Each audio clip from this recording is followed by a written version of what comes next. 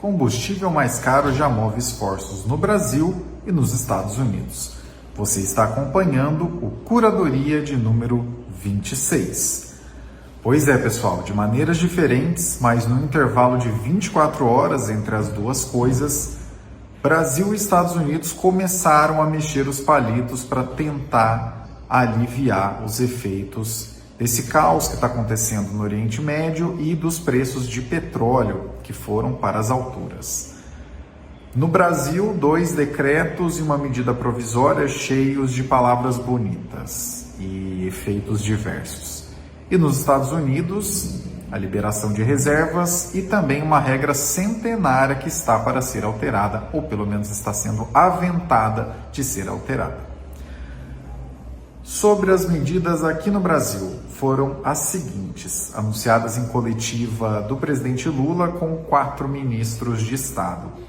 Decreto 12.875 de 2026, que zera PIS e COFINS sobre diesel para importação e comercialização. Decreto 12.876, que institui as chamadas medidas de transparência e fiscalização para o combate à especulação e os preços abusivos de combustível no Brasil. Lembrando, as opiniões vão estar mais para o final do episódio. Vamos continuar falando das medidas. E a terceira é a medida provisória 1340, que institui subvenção a óleo diesel para importadores e produtores, a ser operada pela Agência Nacional de Petróleo, condicionada à comprovação de repasse ao consumidor. O Haddad, logo em seguida, do anúncio dessas medidas e da assinatura desses 2 decretos e dessa medida provisória, já deixou na mesa que essas medidas não têm nada a ver com a política de preços da Petrobras, que vai seguir de maneira independente a isso. O ministro Silveira, de Minas e Energia, e o Rui Costa, da Casa Civil, também falaram em esforços conjuntos entre a Agência Nacional de Petróleo, a ANP, secretarias estaduais de defesa do consumidor, dos direitos dos consumidores, melhor dizendo, e até mesmo a Polícia Federal, para combater o que chamou de movimento especulativo de preços, sem explicitar quais seriam essas medidas, mas estão ali no decreto. A compensação desses cortes de PIS e COFINS e da subvenção virá de um imposto de exportações de 12%. E essas medidas, tanto o corte de PIS e COFINS quanto a subvenção, segundo os cálculos anunciados pelos ministros de Estado, seriam de 32 centavos cada uma. O efeito final ali, pelo menos em termos dos preços que saem ali do refino, do preço original, não é necessariamente o preço que você vai ver na bomba, Totalizando, então, segundo esses cálculos, de novo, anunciados pelos ministros de Estado, totalizando aí 64 centavos de diferença. Tanto as compensações quanto o imposto sobre exportações seriam temporários, mas não foi delimitado quanto tempo essas duas coisas irão durar. Os únicos números que foram falados pelo Haddad foram os seguintes: a renúncia de PIS e COFINS seria na ordem de 20 bilhões de reais e a subvenção ao diesel seria na ordem de 10 bilhões de reais. Essas as medidas aqui no Brasil. Já as medidas nos Estados Unidos, primeiro vale dar um passo atrás para explicar antes o que é que seria essa alteração que está sendo aventada. Jones Act, ou Lei da Marinha Americana, da Marinha Mercante Americana, é uma lei federal de 1920 que exige que as mercadorias transportadas entre portos dos Estados Unidos sejam carregadas em navios construídos, de propriedade, registrados e operados por cidadãos americanos. E o objetivo dessa lei seria a segurança nacional, estabelecer uma política interna de proteção aos marinheiros, permitindo que eles processem seus patrões em caso de abusos, e também o estabelecimento de uma rede de estaleiros e uma frota comercial própria. De novo, uma lei federal de 1920. A medida nos Estados Unidos que começou a ser aventada e foi trazida pela Bloomberg nas últimas horas é que seria colocado um waiver, uma suspensão dessa lei durante 30 dias para para navios que transportem petróleo, seus derivados, né, gasolina, diesel e gás liquefeito de petróleo, e fertilizantes. Se isso acontecer, seria permitido que esses navios de transporte, que são geralmente mais baratos de outros países, consigam trazer esses itens durante esse período para suavizar as oscilações de preços.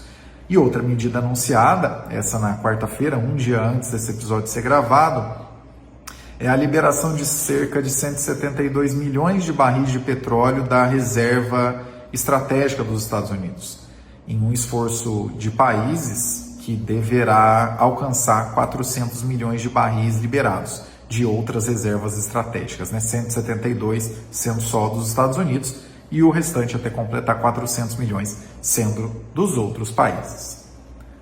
Opiniões, né? Porque por mais que sejam só essas duas coisas, realmente não tem como dar uma opinião só. Sobre as medidas do Brasil, elas se dividem em dois grupos. O objetivo, né, do PIS e COFINS cortado, da subvenção de imposto e o imposto de importações, e o subjetivo, das medidas de controle à especulação de preços. Quanto aos objetivos, poderia ser muito pior, mas não deixa de soar como uma medida desesperada, mesmo que seja em curto prazo, mesmo que não tenha sido estabelecido qual é o tamanho desse curto prazo.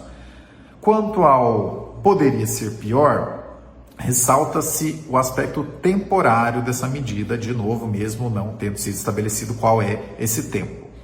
E também o fato de que, diante desse choque de petróleo, dessa vez não meteram os pés pelas mãos e não canetaram impostos estaduais. Para você que não se lembra, em 2022, no último ano do governo Bolsonaro, em uma medida que objetivou baixar o preço dos combustíveis, o Ministério da Fazenda, né, na época tinha outro nome, mas enfim, o do Paulo Guedes lá, teve a seguinte ideia: a gente corta os impostos estaduais.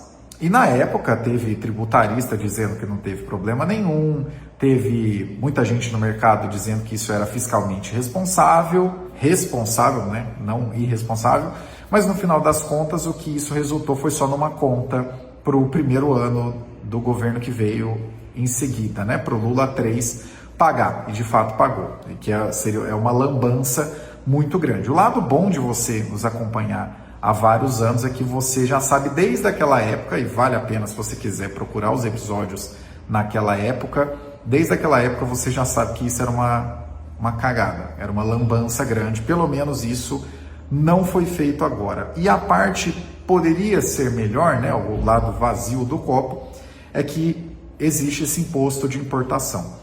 12%, mesmo que seja por um prazo curto, e de novo, que não foi especificado em momento nenhum qual será esse prazo, esse imposto pode prejudicar as empresas do chamado Junior Oil, né, que são as petrolíferas menores, tendo em vista que essas empresas acabam focando mais no mercado externo por ser uma decisão financeiramente mais viável, né, para elas. A Petrobras aguenta uma pancada de 12% sobre o que ela exporta, melhor dizendo, né, sobre os itens exportados, mas é difícil saber por quanto tempo uma empresa, por exemplo, como a PetroRio aguentaria. Só para citar um exemplo, tem várias empresas nesse campo das chamadas Junior Oil. Já sobre as medidas dos Estados Unidos, existe um misto de objetividade e subjetividade. Liberação de reserva estratégica de petróleo tem um número total, 172 milhões de barris. Mas isso vai acontecer como? Com qual cadência? E terá mais como objetivo segurar a oscilação de preços ou promover o abastecimento? Porque tudo parece a mesma coisa, mas essa pergunta ela é muito especial para o Trump, porque ele chegou a dar nas últimas horas a surreal declaração de que quando o petróleo sobe, a gente ganha bastante dinheiro, o que é muito doido, né? Se você está liberando reservas estratégicas e se você está objetivando reduzir, né, essa dependência de navios americanos para que outros navios de outras nacionalidades transportem, então é difícil, né? Quando sobe, a gente ganha muito dinheiro, mas eu não quero que suba. Enfim, né, é importante a gente pensar aí no que é que o Trump acha, no final das contas, porque é o que ele se preocupa, que de fato acaba movimentando as coisas, não os problemas reais. Isso aí já deu para ficar bastante claro nesse segundo mandato. E sobre a mudança que está sendo aventada do Jones Act, fica aí uma curiosidade. Isso representa algo bastante relevante, ainda que não seja tomado. Por quê? Para você ter uma ideia de quão relevante é isso, vocês vão se lembrar, naquela época, entre 2021 e 2022, que primeiro teve aquele grande momento da pandemia em 2020, que, putz, o mundo vai acabar, como é que vai fazer? Os mercados derreteram 30%, 40% em março, né? Acho que foi 40%, eu acho que eu dei uma exagerada, mas pelo menos 30% dos mercados americanos derreteram em março, né? Petróleo chegou a ficar negativo, foi uma loucura toda. Mas saindo daquele momento pior e algumas expectativas de desobstrução do comércio global, por assim dizer, sendo colocadas na mesa, o que aconteceu, principalmente entre 2021 e 2022, foi que a gente teve um movimento muito forte de retomada de demanda, enquanto a oferta, seja por dificuldade de fabricar, quanto por dificuldade de transportar, ficava aquém. E qual foi o grande resultado disso? Inflação. A maior inflação nos Estados Unidos em muitas décadas, desde o começo dos anos 80, não se via o que se viu naquela época, né? Chegou a 9,1% em 12 meses a inflação ao consumidor nos Estados Unidos. Pois bem, naquela época, mesmo com essa inflação, que foi a maior inflação em décadas nos Estados Unidos, não quiseram mexer em uma lei de 1906, que é a chamada Foreign Dredging Act, perdão se a pronúncia não estiver das mais adequadas. Essa lei de 1906, também uma lei federal, diz que empresas americanas são as únicas que podem realizar os serviços de dragagem e construção de portos nos Estados Unidos. E como existem há algumas décadas, na verdade, empresas mais eficientes, tanto na dragagem quanto na construção, né, dragagem no caso, na ampliação de portos já existentes, por assim dizer. Tanto na dragagem quanto na construção de novos portos, já existem empresas na Ásia mais eficientes há algumas décadas. E essas empresas não puderam construir. Então, quer dizer, no coração da pressão de preços, da retomada da pandemia, retomada aos poucos, quando a demanda estava muito acima do que a oferta era capaz de produzir ou transportar, uma lei de 1906 foi mantida, mas em menos de 15 dias, em um conflito no Irã, uma outra lei, dessa vez de 1920, está sendo aventada de entrar em exceção durante 30 dias. Se vai entrar ou não, até o momento da gravação desse episódio, isso ainda não aconteceu, mas se vai entrar ou não, isso ser aventado com tão pouco tempo do fechamento prático do Estreito de Hormuz é um grande demonstrativo, nem que seja nas entrelinhas, do tamanho da preocupação dos que iniciaram esse conflito, né, que estão ali na Casa Branca. E, para além da coincidência das medidas serem anunciadas num espaço de 24 horas, ou anunciadas ou aventadas, no caso dos Estados Unidos, as medidas, né, foram discutidas ou colocadas na mesa no espaço de 24 horas, tanto no Brasil quanto nos Estados Unidos. Outra coisa que parece ser evidente nos dois casos é que há mais vontade de mostrar que estão fazendo alguma coisa do que efetivamente algum tipo de planejamento, né?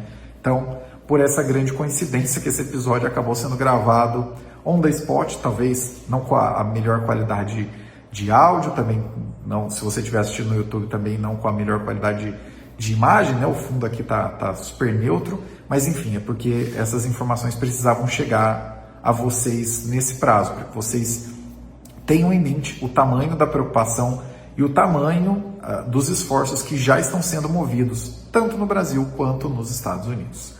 Gostou desse episódio? Não se esqueça de curtir, compartilhar e deixar a sua opinião. Caio Augusto, diretamente de 12 de março de 2026, até o próximo Curadoria.